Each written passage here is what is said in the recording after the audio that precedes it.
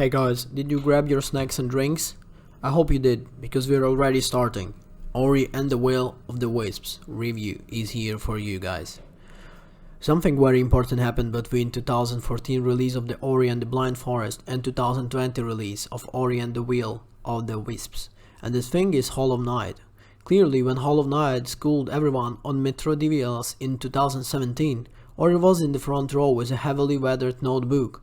Ori and the Wild of Wisps grabs the best part of modern Metroidvals like Hollow of the Knight onto the compelling core established in the first game, resulting in a short but a sublime action platformer that will constantly delight your eyes, ears and the fingertips. I say it's short, but it's one of those games that feels way longer than it is. Not all because it drags on, because it's overwhelming with the ideas, constantly moving on to the next cool thing. Ori and the Will of the Wills follows the same basic formula as the procedures, find the magic McGillians and unlock the new abilities along the way. But it's the world's little reliever and dancer, not to mention more dangerous. Ori is more customizable and moves better than ever, and the combat is central focus this time, with the enemy and the boss design to match. There are no more characters to speak to, and often fan over. There is a light quest system attached to an adorable race of the lemurs and the overwhelming story. It's an even more potential than the Bambi and the Princess of Monocle puzzles. In a true Ori's fashion, everything kicks off in a separation. Ori and the Overlooked Coup are torn apart mere moments after Coup's first fight, and its up-realm Enduring quest with Ori and the Great Willow Tree, aka the Mother of the Light, as its heart. It is familiar setup, but the juxtaposition of the Coup and the Shriek gives Ori and the Will of the Wisp an edge, as it truly shrieks to the heartstrings. Between Coup's crippled wing and spunky personality, Shriek's tragic origins and Ori's inventable lovability, I was immediately invested, to be honest. It is really amazing how endorsing these characters can be despite having next to no dialogues. I was teary-eyed for the first 10 minutes and then the last 10 minutes, and there were plenty of gut punches of 9 hours between. Of course I expected Ori and the Will of the Wisp to be a bittersweet story. What didn't expect for it to be the best feeling 2D game that I ever played? Well, you know, opinions and again opinions. Ori is a true joy to control, like the web swinging in the Marvel Spider-Mans and the axe throwing in a God of Wars. Every one of Ori's movement is so fiddly animated and so satisfyingly weighted that the sheer kinetic thrill of it leaves you hungry for more. I had actively forced myself to stop and appreciate the game's technically detailed, beautifully layered environment simply because moving through them is such a treat.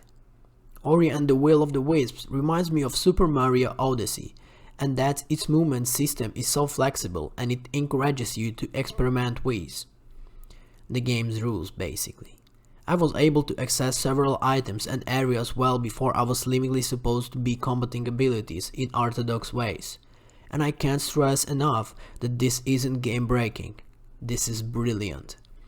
The moment that sticks out of me came a few hours into the game, shortly after I unlocked the ability to launch off objects. I found the cache of the light orbs stuck to the ceiling of on-off area. You use light orbs to purchase and upgrade abilities, and I was really close to getting one I wanted. The trouble is, I couldn't reach this particular cache. No matter what I tried, it was released out of reach. I eventually gave up, assuming I was missing crucial ability, and decided to move on. The time trials are basically so creative in this game. In fact, they are making a final level feel a little underwhelming by comparison. The final is a lot like the last level in the first game for one, and it's also largely built around one ability, which limits its challenge somewhat.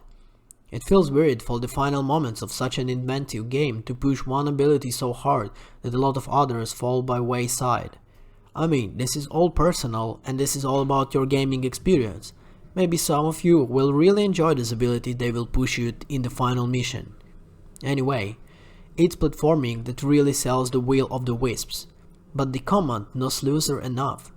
Ori is packing much more than partly projective this time around.